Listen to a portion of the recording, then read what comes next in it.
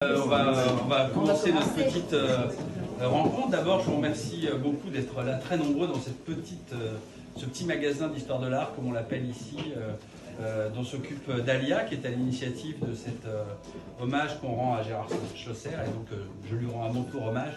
Mon associé qui n'est pas là aujourd'hui, mais et moi apprécions particulièrement. Et je dois dire que depuis quelques mois, quelques années, même avec Perle Huard-Cholet, qui est là, et qui est la grande spécialiste de Gérard Schlosser. On a eu la joie d'ailleurs de faire déjeuner notamment mémorable à l'atelier, et on peut témoigner de l'amitié que Gérard avait pour Perle, avec qui il a fait un long travail qu'elle va nous raconter. Donc vous avez vu ici presque toutes les œuvres en tout cas qui sont accrochées, je crois en tout cas celles qui sont dans la vitrine et accrochées au mur sont des œuvres de Gérard Schlosser, qui est un artiste, je l'ai dit, qu'on aime particulièrement, qui est souvent associé à la figuration narrative, ce mouvement qui est né dans les années 60 autour du critique Gérard Gassot-Talabo, qui l'a cristallisé avec quelques artistes comme Bernard Rancillac, comme Hervé Télémaque, etc., notamment dans une fameuse exposition au Musée moderne de la ville de Paris, et qui était un peu ce renouveau de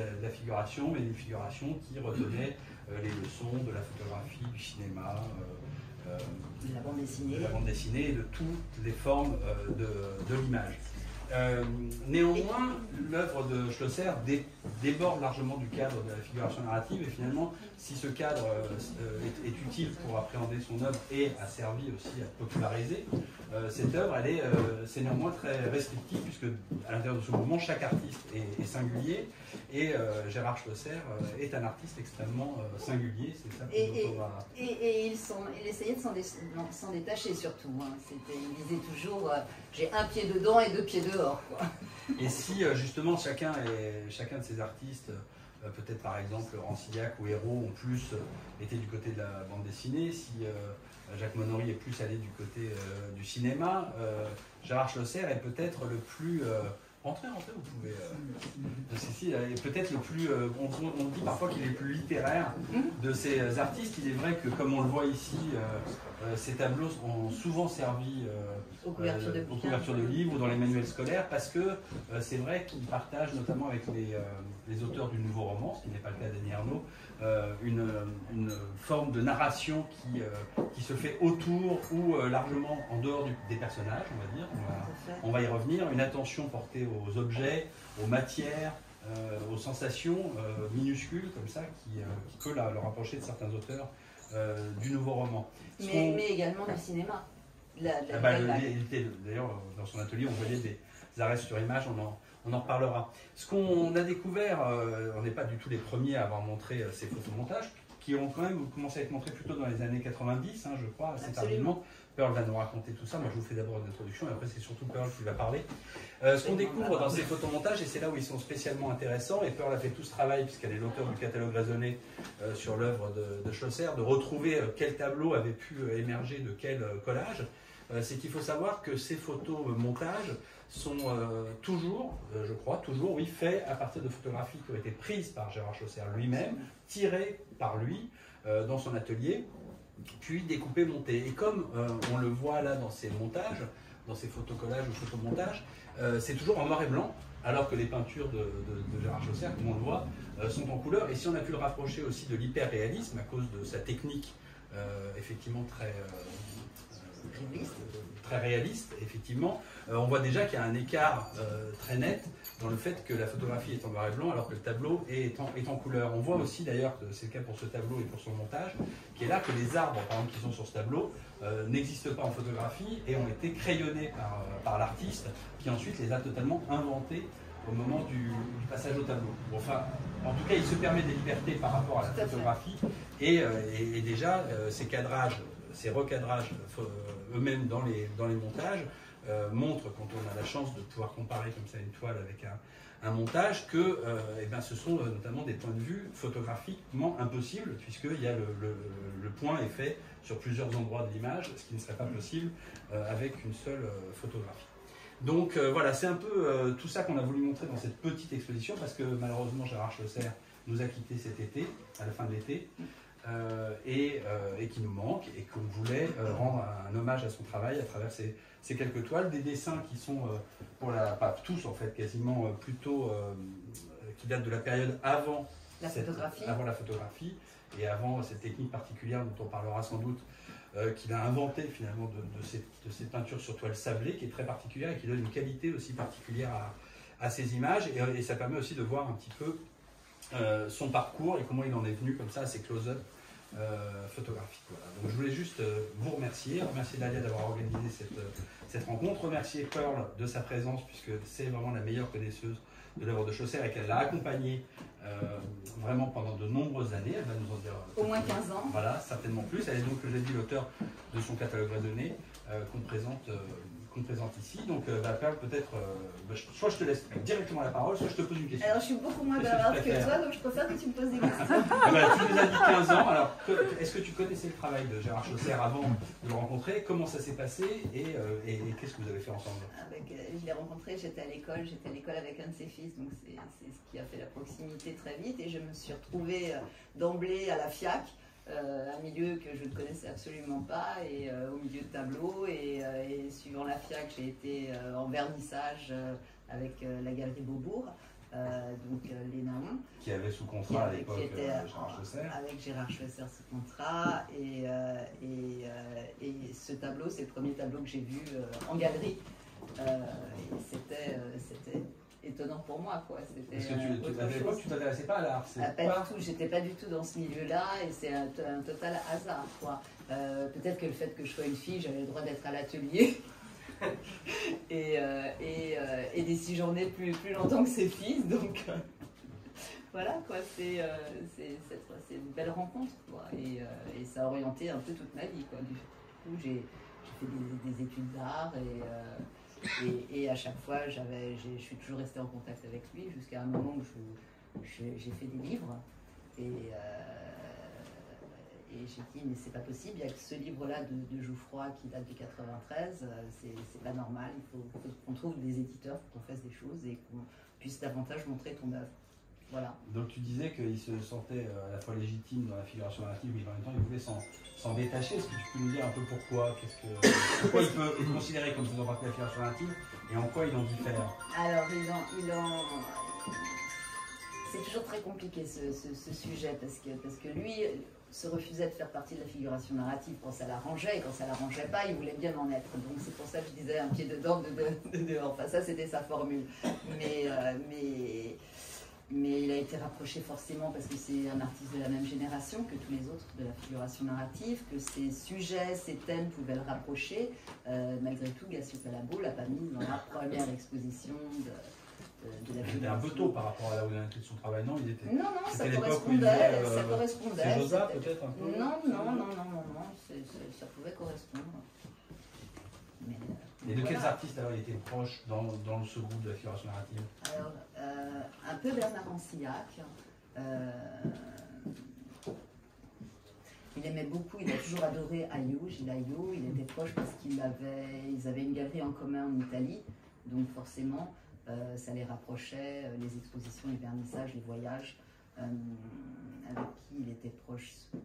Pas énormément, ils se fréquentaient comme ça, ils se voyaient forcément, ils étaient dans la rue ensemble quand ils allaient voir les expositions, mais il n'avait pas de proximité particulière, quoi. Un peu à Rouillot aussi, pour la même raison, parce qu'ils étaient en Italie ensemble, quoi. Et alors comment, justement, tu pourrais nous expliquer comment il travaillait, les prises de vue, les modèles? Alors, déjà, il en est arrivé à la photographie parce qu'un jour, il s'est aperçu qu'il n'arrivait pas, et c'est ce qui est bien montré dans le livre d'Alain Jouffroy, il n'arrivait pas à faire une main comme il le faisait auparavant, et si son travail était plus proche voilà.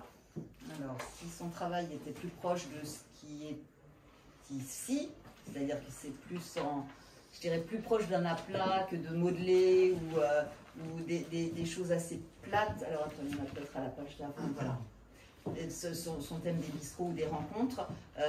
Et quand il a voulu mettre une main, il s'est aperçu que c'était plus compliqué pour lui et que la dessiner, prendre un modèle, se dessiner la main, tout ça, ça Parce correspondait qu'à ce moment-là, il pas. travaillait sans image. Hein. Absolument, Il travaillait, classiquement, je dirais, avec dans des des dessins, croquis, dans des ses dessins. croquis. Voilà. Et là, il s'est dit, ça ne va pas du tout. Il avait un ami qui était lui-même photographe et il lui a dit, écoute, il faut me faire une photo d'une main de manière à ce que je puisse la mettre sur le tableau. Et là, il a appris la technique de la photographie, la prise de vue, le labo, le développement, le tirage, etc.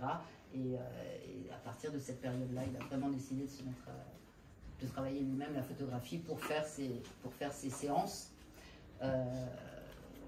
avec les modèles. Donc souvent, c'était des gens de son entourage.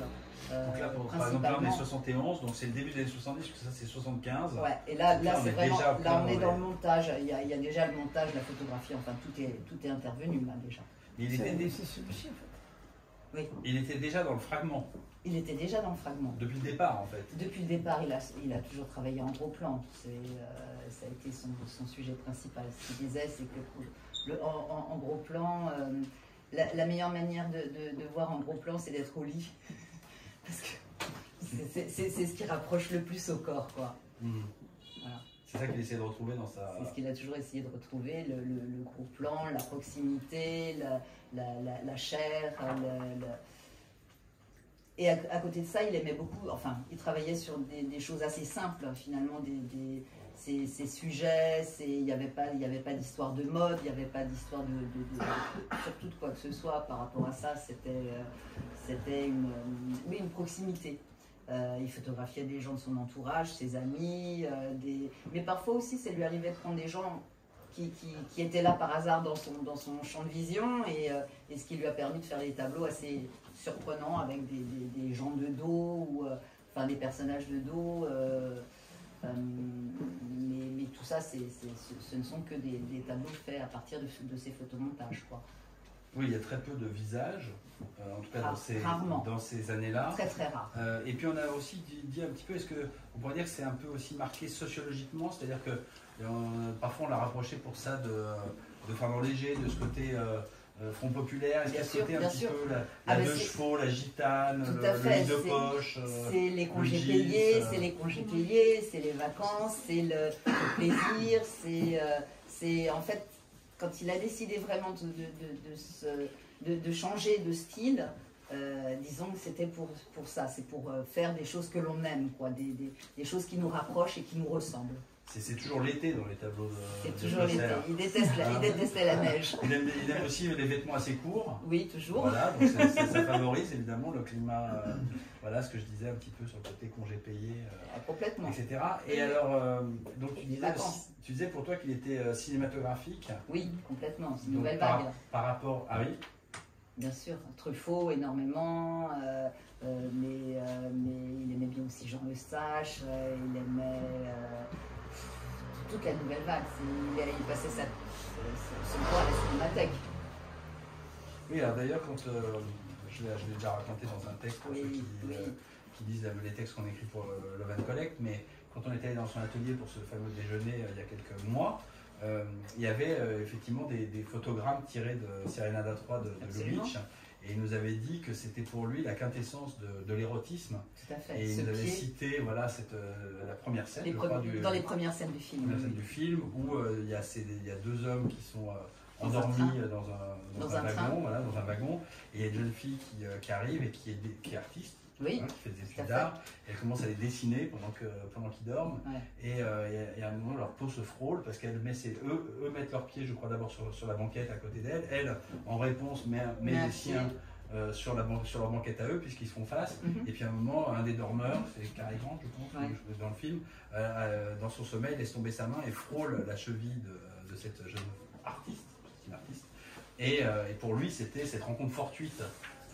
Dans un demi-sommeil, donc c'est pour ça que peut-être tu parlais du lit, c'est peut-être aussi cet état de demi-conscience, de demi-sommeil, était pour lui la quintessence de l'érotisme, et ça permet effectivement de comprendre ce rapport dans son travail à l'érotisme, qui est quand même un érotisme toujours très suggestif, très soft, très bon enfant, je dirais. À côté de ça, il avait ce côté voyeur, il aimait beaucoup rentrer dans le détail et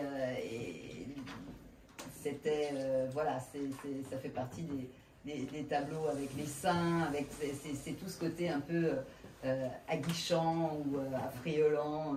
Oui, ça c'est très iconique quand même dans son travail. Il y a quelques mois, ici, ou quelques semaines, on avait accroché un tableau de Schlosser magnifique qui représentait une poitrine d'homme velue, Oui. comme on en voyait dans les années 70, qui était là. Très très beau tableau. Et Patrice Trigano, qui est à la galerie à côté et qui était associé avec les Naons à l'époque des débuts de la galerie Beaubourg et qui avait Gérard Schlosser sous contrat, m'avait raconté que si c'était pas ce tableau, c'était en tout cas son jumeau, et qu'un jour ils étaient là avec Pierre Naon dans l'atelier de Schlosser et qu'il avait fait ça au lieu de faire des seins de filles, la culotte, comme on l'a vu, des choses plus affriolantes, peut-être plus commerciales. Il avait fait ce torse velu et que Pierre Naon, Patrice Trigano renvoyait évidemment la faute sur celui qui est plus là pour se défendre, mais que Pierre Naon lui aurait dit oui, bah écoute, il est superbe, mais une fois ça va quoi. Ça ira, maintenant tu vas repartir du côté de. Voilà. Féminin. Mais Pierre Naon détestait les poils et tout genre de choses. Donc c'est peut-être vrai alors cette anecdote. Et que Patrice Trigano me racontait que le mois d'après, quand ils sont venus, que tous les mois ils allaient voir ce que Schlosser avait peint, puisqu'il l'avait sous contrat d'exclusivité, et qu'il avait peint que des poitrines velues. Donc ça montre un peu son côté rebelle. Ce que quand même, heureusement, beaucoup, les artistes ont souvent l'esprit de contradiction. Ça, la jeune femme qui est là est tout à fait une inconnue, et elle était là par hasard et ça tombait parfaitement bien, donc il l'a gardée et il l'a reproduite à différentes fois. Et alors, lui qui est l'artiste des épidermes, des tissus, on l'a vu là avec le velours côtelé, les robes, c'est vrai que c'est ce qui donne aussi tout ce côté très années 70 de son travail. Il a aussi toute une série de tableaux qui sont des tableaux, comme là, c'est pas des poils, des herbes, c'est des poils végétaux, des herbes. Il a fait beaucoup de prairies, d'herbes, de mer aussi. Oui. Ça vient un peu plus tard dans son travail, fin des années 70. Ça vient un peu plus tard, c'est 80, et à partir des années 80, oui, il a décidé de changer, mais de se rapprocher des herbes et de la mer, mais malgré tout, il y a toujours un idéal. Ça, c'est le tableau qui correspond au photomontage qui est en haut à droite. Vous croyez que c'était Philippe Garrel, mais tu nous as dit que c'est pas Philippe Garrel. Pas du tout. Ça pourrait, mais pas du tout. Et donc, par rapport les herbes, il y a toujours ce côté, d'ailleurs, et pour la série des herbes et pour la série, enfin, les thèmes des herbes et les thèmes des mers, il y a toujours un côté assez, je dirais, avec un répondant au niveau des titres, sensuel au niveau de l'humain, quoi. Toutes les herbes ont quelque chose, toutes les mers ont quelque chose de très sexuel dans les titres, et toutes les herbes, à chaque fois, on peut rapprocher ça à des touffes de poils, quoi, des chevelures, voilà, des poils végétaux. Voilà. Et d'ailleurs, c'est Jouffroy qui disait, je ne sais plus exactement, mais qui appelle ça des... Ça m'échappe, je ne sais plus, pardon. Celui-là, par exemple, s'appelle C'est la tête. Oui. Voilà, c'est toujours trop vite. Voilà. Ça, c'est sexuel? Oui, c'est toujours trop vite. Voilà, c'est toujours trop vite, c'est sexuel. Ce n'était pas ça, oui, en effet. C'est le mur. Ça, c'est sexuel. Non, ça, je ne sais pas. Mais c'est peut-être le trou qui fait que c'est un mur, je ne sais pas. D'accord. Et alors justement, voilà, oui c'est ça. Alors parlons des titres, parce que ça c'est quand même... Quand on dit que c'est un artiste très littéraire, je pense qu'on fait aussi allusion à ces titres qui sont extrêmement singuliers et qui paraissent n'avoir pas de rapport très souvent avec le tableau, mais tu viens déjà de nous dévoiler qu'il en avait un. Est-ce que, par exemple, tu connais les titres des tableaux qui sont là? Je connais... j'ai eu d'accord. Très bien. Donc pourquoi pas, c'est rien à côté. Ouais. Voilà, effectivement. Pourquoi pas, je peux... Celle en mi majeur. Oui, alors celle en mi majeur, c'est lié à la musique. C'est un grand mélomane et qui était entouré d'une discothèque assez incroyable. Et il y a souvent des titres en rapport avec la musique, quoi. Alors celui-là, c'est Tu as réglé la cotisation. Oui, donc c'est un peu moins musical tout de suite. Voilà, donc ça c'est le côté social. Oui, alors mais justement, donc c'est intéressant. Ça c'est le côté social. Est-ce que toi tu peux, parce que moi je t'ai jamais posé la question, mais comment il choisissait ces titres? Alors, comment il choisissait ces titres? Par rapport à des brides de conversation, par rapport à des thématiques. Pourquoi pas, c'est un rapport, c'est toute une série qu'il a faite en rapport avec le divorce. À chaque fois, les tableaux étaient un répondant où le divorce était à cette période-là très, je dirais nouveau ou à la mode, ou enfin ça devenait, ça, Toujours, non pas nouveau. J'ai pas les années, alors c'était quand nouveau, c'est, ça doit surtout qu'elle dure, non Oui, ça dure, mais c'était peut-être le départ où on commençait à en parler beaucoup. Et donc toute cette série de tableaux, c'était soit la petite fille est avec un homme, soit elle est avec une femme, et à chaque fois c'est comme s'il y avait une conversation téléphonique de l'un ou l'autre, voulant récupérer l'enfant qui était un peu, qui se promenait entre le couple séparé, quoi. C'était un peu les périodes difficiles comme ça. Après, c'est des brides de conversation qu'on peut avoir, et tout ça vient de Beckett.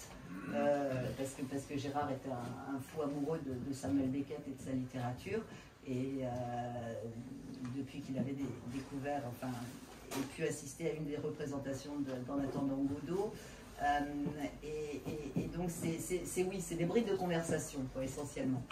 Mais le titre venait a posteriori. A posteriori. Ou pendant qu'il peignait le tableau? Non, a posteriori. C'est une fois que le tableau était terminé, il décidait d'un titre qu'il allait donner, et ça, je dis, ça pouvait venir d'une phrase, d'un mot qu'il avait entendu au bistrot ou mais est-ce qu'il testait? Est-ce qu'il testait le titre auprès de... Pas comme Magritte qui testait avec ses amis pour savoir s'il avait le bon titre. D'accord. Très bien, donc la musique, on a parlé, la littérature, le cinéma, la photo, ça fait quand même beaucoup de... La photo, il ne se disait pas photographe, surtout pas.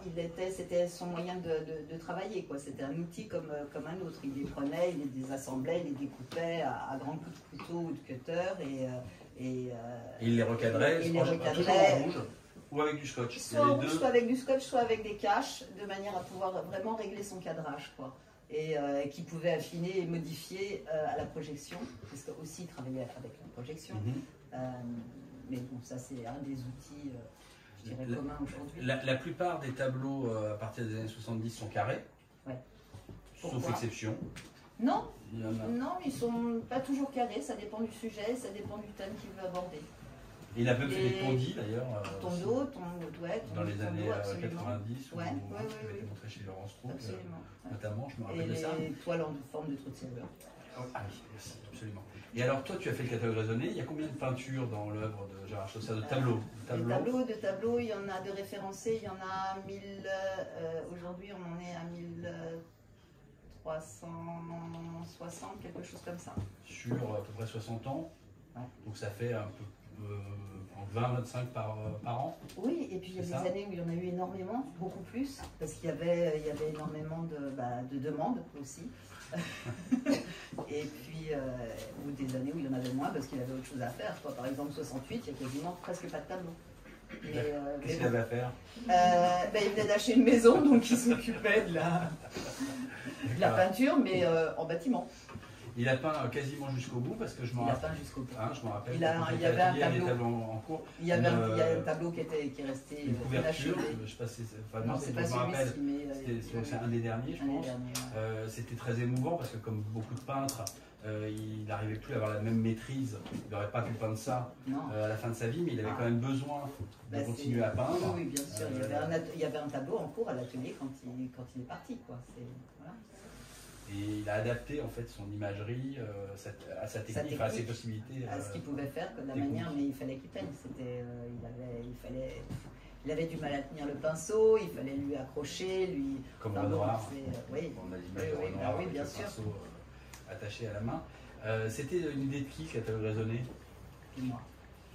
Et pourquoi alors Parce que ça m'a exaspéré il a fallu, après ce livre-là, il y a eu un livre qui a été fait avec Bernard Noël, et il m'a demandé de chercher les images, et là c'était autant les archives pour justement faire les tableaux, les photomontages, tout ça était très très organisé, très bien rangé dans des boîtes qui correspondaient au nom des modèles ou à la thématique, mais alors dans l'atelier pour retrouver un tableau c'était une catastrophe, quoi. C'était pas toujours pris, c'était pas toujours pris en photo, ils étaient classés n'importe comment ou pas classés, enfin bon, et donc c'était un cauchemar, et je lui ai dit, au bout d'un moment, je lui ai dit, écoute, ce serait bien de faire un catalogue raisonné. Il me dit, mais pourquoi faire? Donc, je lui ai dit, pour laisser une belle trace. Classiquement, comme dans les catalogues, souvent dans les catalogues raisonnés, il y a la partie purement raisonnée, c'est-à-dire avec tous les tableaux reproduits quand vous aviez des images, toute l'historique des tableaux, là où ils sont quand vous Quand le on saviez. Et puis il y a un côté plus monographie, avec un choix de tableaux que vous avez fait. Un choix qu'on a fait ensemble. Un choix de tableau qu'on a fait ensemble, vraiment. Donc c'est vraiment un livre extrêmement intéressant et émouvant quand on s'intéresse au travail de Gérard Schlosser, parce que c'est vraiment la somme, c'est un livre qu'on ne peut que recommander. Mais j'aimerais, on a la chance d'avoir dans le public, je ne connais pas tout le monde, donc peut-être qu'il y en a qui vont se révéler, mais des gens qui ont connu Gérard Schlosser ou qui l'ont exposé. Donc peut-être qu'on peut avoir quelques témoignages. À nous, voilà. Et puis après, on va partir dans une discussion plus libre si vous avez des questions pour Pearl, mais je trouve que c'est bien d'avoir quelques témoignages. Donc Olivier Quételin, qui est poète, critique, commissaire d'exposition, caché dans le coin, mais on va l'attendre. Il est juste à... Moi, je suis venu vous écouter, donc je ne sais pas encore... Non, mais tu as un souvenir peut-être de... Oui, il en a plein des souvenirs, parce que bon... que dire, vous avez dit beaucoup de choses par rapport à la proximité, les artistes qu'il admirait dans le cercle que vous avez évoqué, où ils ont été nommés, c'est Arroyo, Ayo, c'est la fameuse histoire de la revue Rebelote, qui a été une aventure intellectuelle où il y avait des textes aussi d'Althusser. Il y avait Buraglio qui était avec eux. Il y avait Buraglio qui admirait énormément le travail de Gérard. Le travail de Schlosser, parce que... Au départ. Oui, bon, mais il a toujours admiré, mais le problème c'est que Pierre est un personnage tourmenté, donc il y a trop de succès, ça l'ennuie un peu, enfin si, heureusement qu'il n'est pas là. C'est-à-dire que moi je l'ai connu au moment de charnière, c'est-à-dire que je ne connaissais pas les travaux à partir de Beckett, et il nous a fait découvrir quand déjà il avait été reconnu, c'est-à-dire c'était des travaux, on peut dire, un peu expressionnistes, peut-être. Abstrait, presque. Oui, abstrait, expressionniste, un clochard qui se balade avec... c'était les personnages de Beckett qui l'avaient beaucoup... Puis après, il y a eu toute la période... Parce que c'est assez drôle, parce que vous avez un Ernaux, là, et les intellectuels, quand ils écrivent sur un Ernaux, enfin, pas tous, hein, un certain type, ils disent... etc. C'est tout de même un truc, elle raconte sa petite vie tous les jours, etc. Eh bien, sans vouloir comparer Gérard à Ernaux, Gérard, quand il a eu du succès, quand il a décidé de montrer la vie quotidienne, le plaisir non exacerbé, mais un plaisir doux, quand il a voulu parler du peuple, parce qu'en fait, ça le préoccupait énormément, en ce sens, il était héritier de Fernand Léger. Et bien, on disait ça, oui, qu'est-ce que c'est hyper réaliste de ça. Or, en fait, Gérard Schlosser était un homme extrêmement cultivé, il connaissait la part. Ça n'apparaissait pas ni dans sa manière d'être, ni dans ses... C'était dans ses goûts qu'on s'en rendait compte, et la peinture, il la connaissait plus que bien. Donc, il y a un moment où il s'est plongé dans Fernand Léger, et il a essayé de comprendre comment se construisait, c'est ce que tu as montré au début, comment se construisaient les tableaux de Léger, qu'est-ce qu'il pouvait en tirer. Puis évidemment, c'était plus la même époque, c'était plus les mêmes questions. Et vous savez, en Italie, il y a une vieille pratique chez les peintres, même encore aujourd'hui chez les poètes aussi, c'est le rifare, le rifacimento. C'est-à-dire que pour arriver à trouver son propre art, soi-même, dire on passe par le fait de refaire. Pasolini, Leopardi, ou Dante, et la même chose pour les peintres. Et alors, il a fait ça, et puis petit à petit, il s'est dit, bon, l'époque n'est pas la même, j'ai compris toute une série de choses sur l'espace, et ce sont les tableaux qui arrivent, les tableaux que tu as montrés au début, en aplat. Là, Arroyo, Ayo, tout ça, on revoit ça. Et puis après, il va vers la photographie. Et là, le succès arrive. Parce que vous voyez le musée d'art moderne de la ville de Paris. Alors, reprenons le bâton laissé par Gaudibert, Suzanne Paget, un peu comme l'expo Marc Desgranchon, ne lui donne pas une aide. Elle lui donne tout le musée d'art moderne de la ville de Paris.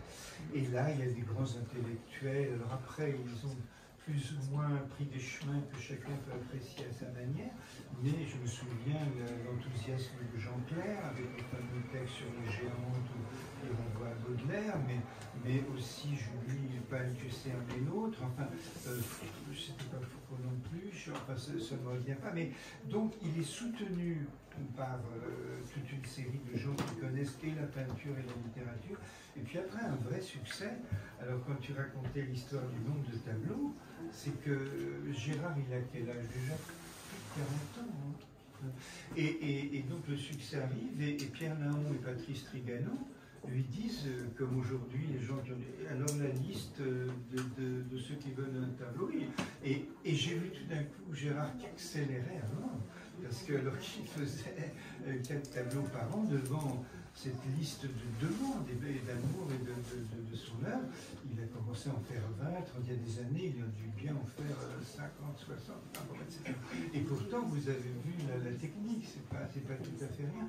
Alors, le sablage, par exemple, à la fin, il ne faisait plus lui-même, mais au début, oui. Ça vient d'André Masson, il était passionné par André Masson, et la lumière qu'André Masson arrivait à obtenir. Alors, il s'est servi de cette technique, mais pour tout à fait autre chose. Non, ça c'était une facilité qu'il avait par rapport à la peinture, de la fluidité que l'acrylique pouvait prendre à travers, et la lumière, le scintillement. Voilà, quand je disais qu'il connaissait bien la peinture, il savait de quoi il parlait, quoi. Et donc, il y a eu après cette grande expo, ce succès. Donc,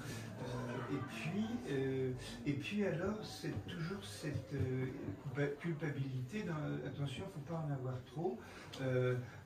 Moi, je suis bien. Il venait pas vraiment du peuple d'ailleurs, mais il avait cette préoccupation du peuple populaire, et il était toujours comme ça à cheval. Il était très heureux d'être connu, très heureux d'être aimé. Quand Alain Jouffroy accepte de faire le catalogue, il avait beaucoup d'admiration pour Alain Jouffroy, etc., etc. Et ce faisant, il ne va jamais lâcher sa ligne, c'est-à-dire qu'il veut peindre nous, ce que nous sommes. Quand les gens partaient en vacances en 2 chevaux, ou bien son pays que tu as pas, enfin son pays d'adoption, la Drôme, il avait une passion pour la Drôme, et tous les chants dont tu parles. Bien sûr. Moi j'ai une maison là-bas. Mais je sais bien. Donc ce sont les chants de la Drôme, on les reconnaît. On les reconnaît. Mais ce qui est étonnant, c'est que la manière dont il les prenait, il aimait bien les prendre l'hiver, alors qu'on n'a pas du tout cette impression où les herbes sont justement couchées. Soit par le poids de la pluie ou de la neige, et alors qu'il lui, il est retranscrit dans l'été ou d'une manière pas du tout. Et puis, il ne peignait pas des champs. Je sais que vous avez parlé de la métaphore sexuelle. Oui. Les champs sont parfois enfoncés d'une drôle de manière. Les sillons. Les sillons, la ligne qui mène à une forme la terre plutôt triangulaire. Est féconde. Ouais, voilà, il y a beaucoup de... C'est la terre, oui. Enfin, c'est aussi un thème littéraire, la terre nourricière, la terre avec laquelle ça coule, etc. Tu as aussi parlé de la mer. Et je crois qu'il a toujours maintenu cette poétique. Je crois que, quand tu disais la joie qu'il avait à être un peu voyeur, Rutito, on l'a toujours ressenti. Oui. Il disait, regarde, ils vont s'embrasser. C'était le fait humain, l'amour, la sensualité, mais ça restait toujours... Il n'a jamais fait de scène porno, il a dessiné des... Enfin, j'en connais pas, des scènes de sexe, oui, des choses comme ça, mais bon, c'est pas porno, voilà. Oui. Je voudrais, pardon, justement rebondir sur ce que vient de dire Olivier quand il a rappelé que Gérard Chausser avait eu effectivement tout le musée d'art moderne de la ville de Paris. Et en même temps, ça montre par contraste aussi le relatif abandon ou invisibilité que beaucoup d'artistes de cette génération, il n'est pas du tout le seul, a connu dans les années, à partir des années 80-90. Et le plaisir qu'on a aujourd'hui, nous, à montrer ce travail, c'est aussi de montrer à une nouvelle génération. On est à côté de l'école des Beaux-Arts et on a vraiment constaté très souvent que les jeunes artistes, les jeunes commissaires sont passionnés par cette œuvre, que souvent ils ne connaissent pas et que dès qu'ils rentrent dans cette œuvre, ils y rentrent avec beaucoup de plaisir. Alors je voudrais justement faire un petit témoignage, si elle veut bien, de Catherine Violet, qui est ici, qui est artiste, mais qui dirigeait aussi un centre d'art jusque récemment, à Ivry-sur-Seine, à Vitry. Et en 2019, je crois, elle a organisé une exposition dans laquelle il y avait un tableau de Gérard, qui était celui-ci, si je me rappelle bien. Il y en avait 2. Oui, mais celui-là était à l'entrée. Et je me souviens que c'était une exposition, il y avait des artistes de toute génération, mais plutôt des jeunes. et que ce tableau faisait une forte impression sur les visiteurs. Donc peut-être que tu peux nous donner un petit témoignage là-dessus. C'était l'exposition Alexandre Raffaud qui était commissaire de l'exposition et qui tenait à rapprocher des artistes de deux générations différentes. Voilà. Elle avait rapproché Gérard avec Nina Childress. Alors voilà, c'était très bien. Ce qui était Évidemment, parfait. c'était parfait. Et alors, d'abord, c'est la fois où le voir dans sa toile. Il est venu voir Il est l'exposition. venu, il a vu bien un sûr. message, il a vu Oui, un message. Non, c'est extraordinaire. Et moi, je trouve que c'est une très très belle idée de rapprocher de sa génération. Oui, il devait être heureux, lui, justement, je pense, de rencontrer aussi des artistes et des gens de... Il y avait un tableau de... Tu parlais de Nayo tout à l'heure. Absolument. Aussi. Et Il y a Anthony Friston qui est à côté de nous aussi, qui a bien connu Gérard parce qu'il a eu la chance, Qui est artiste aussi. qui est artiste également, et qui a eu la chance de participer à l'expo Gitane, Oui. pour lequel chaque artiste parrainait un jeune artiste. Et Anthony. à la CEITA Oui, absolument. Oui, c'était à l'espace C'était à Cardin. C'était à l'espace C'est à Cardin. l'espace Cardin, oui. Ça m'avait fait plaisir parce que c'est chaussures qui m'a donné envie d'être peintre. Même si ce que je fais n'a aucun rapport, c'est vraiment un gros choc pour moi. Quand j'ai découvert ça à la fin des années 70, c'est un truc qui m'a vraiment marqué. Et puis je suis là aujourd'hui. Très bien. Et, Juste un mot, c'est surtout pas l'hyperréalisme. Surtout pas. Surtout pas. C'est comme Gazierovski, des gens disent c'est un hyperréalisme, mais ils n'ont rien à voir. Appelons-les comme vous voulez, précisionnistes, Réaliste. amoureux du détail. Réaliste, oui, mais c'est large. Réaliste, le chapeau. C'est un peu large, oui. mais est-ce qu'il y a des hyper-réalistes en France Oui, il y en a eu. Mais les noms vont m'échapper, mais ils n'ont pas laissé une trace. Parce qu'on a fait il y a peu de temps une exposition de dessin au 15 dans notre espace en face qui s'appelait Réaliste européen point d'interrogation, qui était en écho à l'exposition des années 70 qui s'appelait Hyper réaliste américain, réaliste européen point d'interrogation. Non mais ce qui était intéressant c'était le point d'interrogation, il y avait des dessinateurs comme Titus Carmel ou Gavgun ou peut-être Monino aussi dans cette exposition je pense, et Ayo.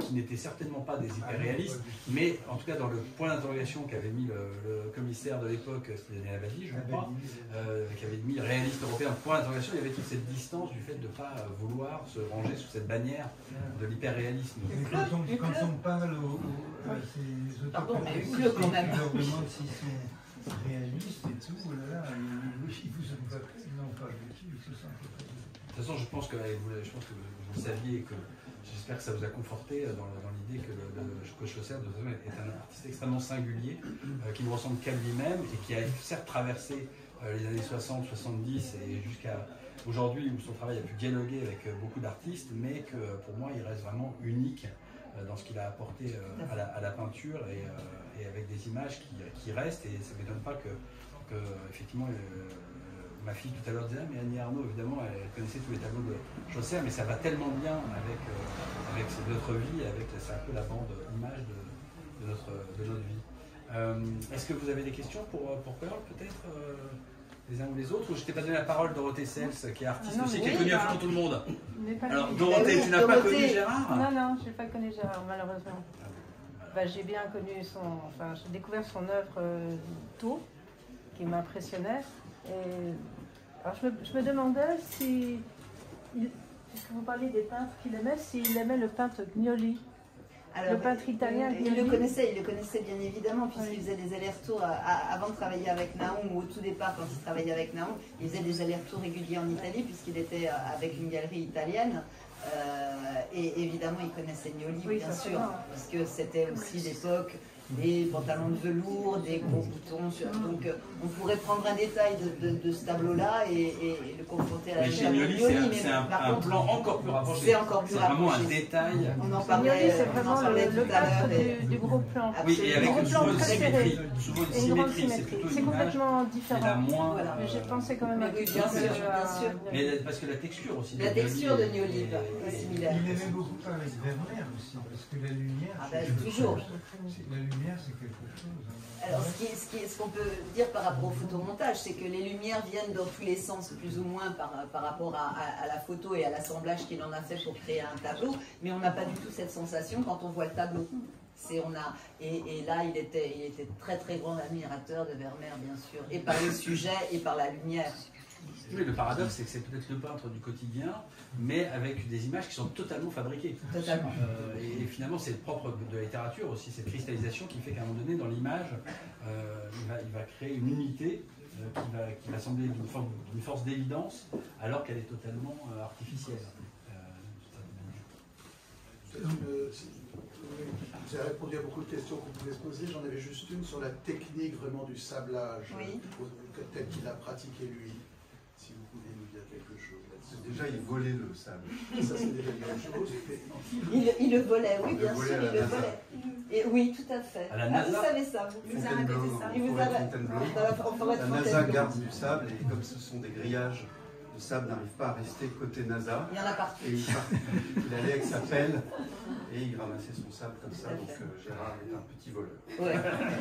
Mais parce que ça lui plaisait que ce soit le sable de la NASA ou parce que c'est un sable Non, parce qu'il est excessivement excessivement fin et on fait des lentilles notamment avec. Et du coup, ça permettait d'en mettre une couche suffisamment fine, mais qui permette de faire glisser la peinture acrylique et qui lui permettait aussi de faire des modelés, parce que bien souvent c'est plus compliqué de faire des modelés à cause du temps de séchage à l'acrylique et l'eau et le sable pouvaient se répandre et sécher comme un après en quelque sorte sur la toile et ensuite.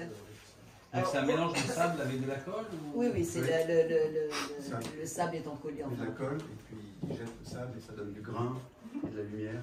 On a eu la chance de venir à l'atelier et passer un moment délicieux. Je suis vraiment très, par rapport à tout ce que j'ai entendu, peu intellectuel là-dessus et pas un véritable ami de Gérard. Et on s'est vu 3 fois. Puis j'ai des tableaux de Gérard, donc tous les matins ça m'enchante. Mais on s'est rencontrés un jour, la première fois, à 15h, parce que j'avais envie d'aller chez lui. En fait, je connaissais quelqu'un qui le connaissait, des choses se font comme ça. Puis on est reparti à minuit. Donc j'ai découvert qu'il avait plusieurs caves à vin, une par région. Non, par couleur. Par couleur, mais également une cave Bourgogne, une cave Languedoc, etc. Et du coup, il m'a invité à dîner après l'atelier. Donc je suis parti chez un caviste, parce que je n'aime pas arriver les mains vides.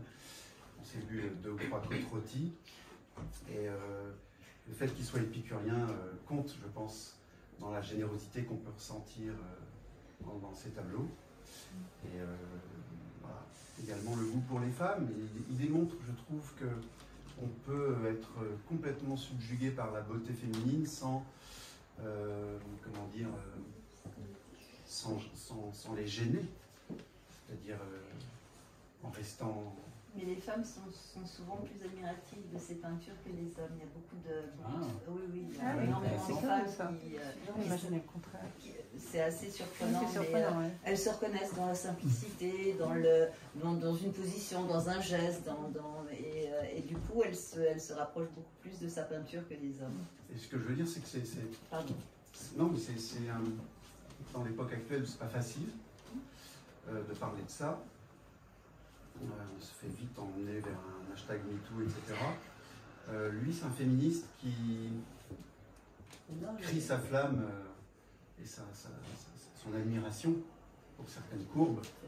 Et voilà, bravo. Il nous a raconté qu'il choisissait lui-même les robes à fleurs et les... Il faisait les courses. Oui ou non? C'était storytelling. Oui, c'est parce qu'un peu, d'ailleurs, c'est vrai que tu as répondu partiellement à la question, mais à quel point, tu nous as dit qu'il faisait parfois des photos impromptues de gens même qui n'étaient pas au courant, éventuellement des photographies, mais à quel point, à l'inverse, il lui est arrivé d'avoir une image et de diriger son modèle ou de l'habiller pour avoir la photo qu'il cherchait? Alors, non, pas à ce point-là, mais c'était le choix du vêtement. Il y avait un stock de vêtements, il y avait une boîte de vêtements modèles. Et chaque modèle soit choisissait, soit lui il avait envie de faire telle ou telle robe ou tel pull. Donc c'était à s'habiller avec, l'enlever, le mettre, l'enlever à nouveau, le remettre à nouveau, un peu plus, un peu moins. Donc il dirigeait le un peu plus, le un peu moins, le lentement par rapport au geste. ou à la position sur un canapé, de manière à pouvoir avoir la poitrine qui se place mieux, ou je sais plus, c'est un cheveu, la manière dont les cheveux pouvaient se placer. Voilà, c'était... Justement, moi j'étais curieux de me poser la question, de par le cadrage, la composition très soignée, mais en même temps l'anonymisation du sujet, pensez-vous finalement qu'il n'a pas d'autres personnes que les modèles peut-être qu'il mettait en scène? Parce que finalement, rarement les visages apparaissent, mais est-ce qu'il pensait à quelqu'un en particulier? Est-ce que vous savez si finalement il y a eu un glissement inconscient ou conscient, ou caché, peut-être même de vous qui le connaissiez bien? Ah ben peut-être, mais il peignait les gens qu'il aimait, les gens de son entourage. Donc les gens qui ne connaissaient pas, qui étaient sur un cliché par hasard, ça s'est produit dans le métro. Il y a eu une série dans le métro, et là c'est moi qui faisais les photos, puisque c'était un peu compliqué avec son appareil photo dans le métro de prendre les gens, donc on faisait des photos volées. En essayant de ne pas trop avoir les visages, mais quand on les avait, on les coupait et on les enlevait, voilà.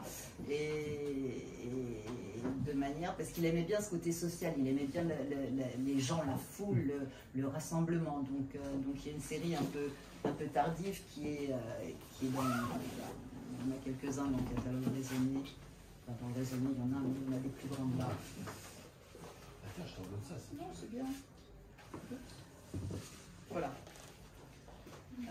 Donc il y en a assez peu, parce que c'était très compliqué, mais vous en avez quelques-uns là, où c'est vraiment, et à chaque fois il y a la barre, c'est le strapontin, c'est un mouvement, donc c'était vraiment des photos volées dans le métro. Donc, voilà. Et là il me dirigeait, il me disait non, et à l'époque j'avais même acheté un espèce de cache sur mon téléphone, pour que les gens ne me voient pas, et on faisait comme si on discutait, comme si je lui montrais des choses, mais en fait je mitraillais dans tous les sens. Mais pour être tout à fait honnête, je ne sais pas s'il y avait comme homme, mais en tout cas comme peintre, il m'a fait passer mot sur le fait quand il y avait, je m'excuse, c'est pas ternir son image, mais quand il avait un modèle ou une amie qui faisait partie du salon, non. C'est pas le corps qu'il me faisait, beaucoup trop bien. Et les mannequins, qu'est-ce qui passait sur les mannequins? Il aimait la chair. C'était pas bouché, c'était pas fragonard, mais malgré tout, il aimait les corps ronds, sans doute pour les courbes, les contre-courbes, etc. Mais léger. Oui, il le disait très, très directement. Et il y a beaucoup de tableaux aussi qui sont un peu des mises en abîme de l'atelier, ou le modèle dans l'atelier ou le tableau dans le tableau. Exactement. Absolument. Et aussi, d'ailleurs, on avait fait les dormeuses. Oui, et on avait mis aussi une œuvre de lui d'une semaine qui s'appelait La cuisine du peintre. Et c'était amusant, il y avait sa table de peintre qu'il a peinte plusieurs fois. Il y a un montage qui est là. Voilà, il y en avait un avec des poireaux aussi. Les poireaux, bien sûr. Voilà. Les poireaux, c'est parce qu'il aimait beaucoup aller au marché, et du coup, il revenait du marché un jour, voilà, il est là. Il revenait du marché un jour, il a posé ça sur son voilà, il y a des pinceaux. La peinture, et ça lui plaisait beaucoup. Mais après, il y a toute une histoire. Le poireau, c'est un peu comme la pince à linge, c'est une espèce d'harmonie. D'harmonie, oui. Ça a toujours une relation un peu sexuelle malgré tout. C'est les amants, voilà. Mais pour la peinture, il y a un tableau, je ne sais pas si vous l'avez, qui est absolument magnifique, parce que tu viens de dire ça. Sur la cuisine. Il n'y a pas un tableau. Ça c'est hauteur. C'est un tableau magnifique. Ça c'est une merveille. Il y a juste comment on appelle ça, ce truc, le chevalet. Et le tableau. C'est l'atelier. Ah oui, non, c'est juste l'atelier. C'est un très très beau tableau. Et là, il n'y a rien du tout. C'est. Une autre question, un autre témoignage? Non?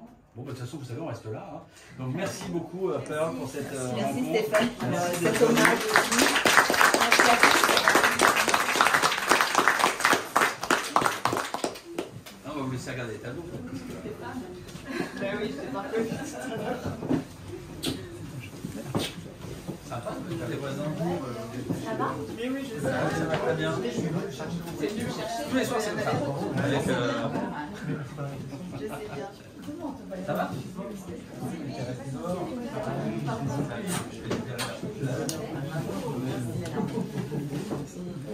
Oui.